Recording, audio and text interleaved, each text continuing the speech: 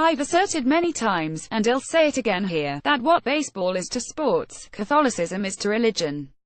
Both reward patience, both are obsessed with statistics, law, and obscure rules, both are deeply traditional, yet constantly evolving, and both have been deeply tainted by scandal, yet proved remarkably resilient. A further similarity is that both are global, and especially big in much of Latin America. As it happens, Pope Francis is headed back to Latin America again this week, marking his fifth outing to the region after Brazil in 2013, Ecuador, Bolivia and Paraguay in July 2015, Cuba in September 2015, ahead of his trip to the United States and Mexico in 2016. Interestingly, HES still not going to his native Argentina. Instead, this Sept. 611 trip takes him to Colombia. Colombia is also passionate about its baseball, and has produced some impressive big leaguers in the states such as Orlando Cabrera, Jose Quintana, Edgar Renteria, and Ernesto Frieri. Right now, Julio Teheran, playing in the Atlanta Braves system, is considered one of the game's hottest young prospects. Since Francis is headed there this week, I thought I'd offer my own personal list of the top 5 most important churchmen Colombia has ever produced, and then add some thoughts on which non-Colombian baseball player they most bring to my mind. I doubt the Pope is likely to catch a ball game while HES in Colombia, and anyway, his sporting passion is soccer rather than baseball. Alarming and inexplicable, I know, but don't hold it against him. As incredible as it sounds, there's never been a single Argentine player who's even had a cup of coffee in what baseball people call the show. Still, maybe Francis will have at least a thought for these 5 famed Colombian clerics while HES there. 1. Cardinal Crisanto Luque Sanchez. Player comparison: Jackie Robinson, dead now for almost 60 years, Luque broke what you might call the College of Cardinals' rough equivalent of the color barrier, becoming the first ever cleric from Colombia to claim the red hat, and, at the time, one of the very few from Latin America. He was also one of the founding fathers of CELAM, the Latin American Episcopal Conference, having been present at the inaugural meeting in Rio de Janeiro, Brazil. Unlike Jackie Robinson, who went on to become an informal leader in the civil rights movement after his playing days were over, Luque's politics leaned a bit to the right, or, perhaps better said, morally conservative and traditional. He once, for instance, petitioned a government official to remove paintings of nude figures from the National Museum. On another occasion, Luque threatened members of his flock who sent their children to Protestant schools which had a reputation for offering high-quality educations, with excommunication. On the other hand, Luque also threatened to withdraw the church's support from the government of President Gustavo Rojas Pinilla, an army general who came to power in a coup, if Rojas didn't permit free elections and curb his authoritarian tendencies. Luque died in 1959, after participating in the conclave that elected St. Pope John XXIII. 2. Cardinal Dario Castrillon Hoyos. Player comparison: Roger Maris. Hall of Fame slugger Roger Maris is, of course, the man who broke Babe Ruth's single-season home run record in 1961. Maris had enormous talent and power on the field, but off it he could sometimes come off as a bit truculent and tone-deaf, especially with the media. For most of that storybook 61 season, the spotlight wasn't on Maris but his Yankees teammate Mickey Mantle, a charismatic media darling who finished the year with 54 home runs himself before he had to stop playing in September because of a hip injury. Castrillon Hoyos, now 88 and retired, was a bit like that, especially during his run as the prefect of the Vatican's Congregation for Clergy from 1996 to 2006. Castrillon certainly had the tools to lead. He served as Secretary General of CELAM from 1983 to 1991, giving him a wide network of contacts across the continent. As a pastor in Colombia, Castrillon Hoyos earned high marks for defense of the poor, including his willingness to challenge the country's notorious drug barons, including the infamous Pablo Escobar. Once, he reportedly showed up outside a drug lord's residence after rumors circulated that he was holding someone prisoner, banged on the door, and refused to leave until the person was freed. Perhaps the 20th century's foremost Colombian novelist, Gabriel Garcia Marquez, once elegized Castrillon Hoyos as this rustic man with the profile of an eagle. As a bishop and cardinal, Castrillon Hoyos enjoyed great respect from his brother prelates, and was considered a serious candidate for the papacy in 2005, after the death of St. Pope John Paul II, although in the end the choice fell to German Cardinal Joseph Ratzinger. Yet Castrillon Hoyos too could sometimes be remarkably tone-deaf in terms of predictable public reaction to his statements and decisions. In 2002, for example, Castrillon Hoyos led a now-infamous Vatican press conference after the sexual abuse crisis erupted in the United States, in which he suggested the crisis was largely an American problem.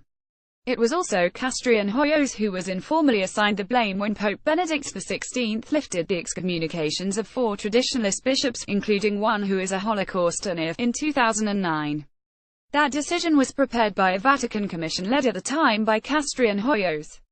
In 2010, a 2001 letter by Castrillon Hoyos to a French bishop came to light, congratulating him for not reporting a priest suspected of sexual abuse to the French police and civil authorities. "I rejoice to have a colleague in the episcopate who, in the eyes of history and all the other bishops of the world, preferred prison rather than denouncing one of his sons, a priest," he wrote. In that case, the Vatican, then under Pope Emeritus Benedict XVI, issued a statement that essentially cut Castrillon Hoyos loose. This document is another confirmation of how timely was the unification of the treatment of cases of sexual abuse of minors on the part of members of the clergy under the competence of the Congregation for the Doctrine of the Faith. It said, 3. Cardinal Alfonso López Trujillo play a comparison. Ty Cobb, the Georgia Peach, arguably was the single best player ever to set foot on a baseball field. He could bat for both power and average, he played defense like a demon, and he ran the base paths with wild abandon, stealing bases as often as most other players got hits. Cobb was also perhaps the most ferocious competitor to ever play the game, once calling baseball some kind of war. He could be snarling, surly, and flat-out mean among other things. He had a reputation for sliding into stolen bases, spikes up, sometimes shredding the legs of defenders trying to make a tag. López Trujillo, who died in 2008, had something of the same competitive drive, sometimes seeing people with whom he clashed as enemies to be vanquished. As the Archbishop of both Bogotá and Medellín, and later the Cardinal of Medellín, López Trujillo played a key role in fighting Latin America's rising liberation theology movement in the 1970s and 80s, and was widely believed to have been instrumental in blocking a sainthood process for Archbishop Oscar Romero, El Salvador's famed martyr assassinated by a right-wing hit squad. Later, as president of the Pontifical Council for the Family from 1990 to 2008, López Trujillo was the Vatican's most combative cultural warrior. Repeatedly, he insisted that condoms are ineffective in halting the spread of HIV/AIDS and threatened to have excommunicated Catholic parents who use IVF procedures to have a child.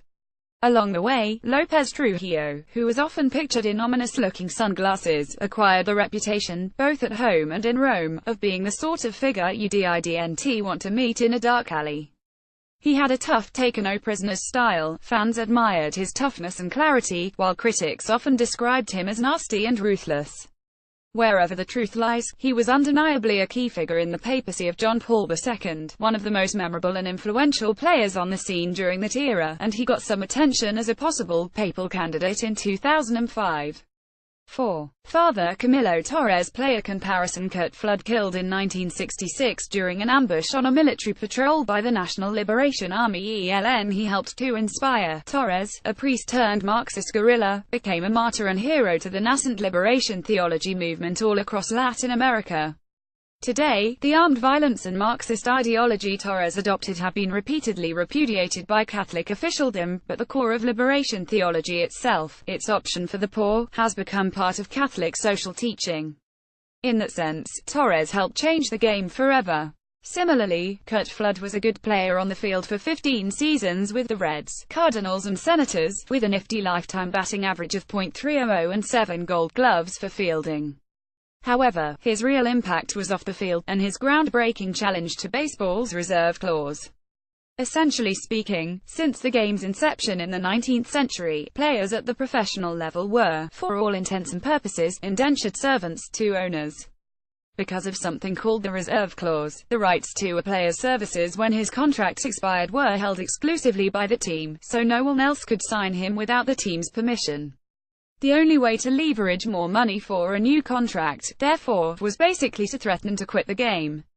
In 1969, Flood, an African-American, refused a trade to the Phillies, in part because of the team's mediocre performance on the field, and in part because of what he regarded as a racist climate among Phillies fans. He wrote Major League Baseball demanding to be declared a free agent, saying, "I do not feel I am a piece of property to be bought and sold irrespective of my wishes." When the MLB refused, he filed a lawsuit and pursued it all the way to the U.S. Supreme Court. Although he ultimately lost, the pressure created by the case ultimately forced baseball to abandon the reserve clause anyway. Today, players are free to sign with anyone they want when their contracts are up, and average player salaries have skyrocketed as a result. Thus, like Torres, Flood challenged the status quo and, although he lost the battle, in other ways he won the war. 5. Father Garcia Herrero's player comparison. Ralph Kinner, a six-time All-Star and member of the Baseball Hall of Fame as a player for the Pirates, Cubs and Indians, Kinner entered the broadcasting business in the early 1960s and joined the broadcast team in the inaugural season of the New York Mets in 1962. Kinner was around the Mets for the team's entire existence until his death in 2014, and was the signature voice of the franchise for decades. Father Garcia Herreros, meanwhile, was a Colombian leader of the charismatic Catholic Minuto de Dios organization, who died in 1992. Like Kinner, Herreros was a living institution as a broadcaster, hosting the country's longest-running television program. Since its debut in 1955, generations of Colombians grew up watching the white-haired priest precede the evening news with a short homily, 1 minute for God. In a country with an enormous gulf between rich and poor, the iron-willed priest, a son of an army general, won wide popularity by leading charity drives to replace slums with 1 minute for God housing projects. In times of calamity, an earthquake in Popayan and a mudslide in Armero, Herreros led national fundraising campaigns. In 1961, he launched the Banqueta del Millón fundraiser, where the wealthy paid large amounts to eat a simple meal. The organization used the money to build housing for the poor. Herreros occasionally stirred controversy. Once, he went on air to announce that he had met Pablo Escobar and that the cocaine trafficker was, basically, a good man. Still, at the time of his death, millions of Colombians paid tribute to their favorite TV priest.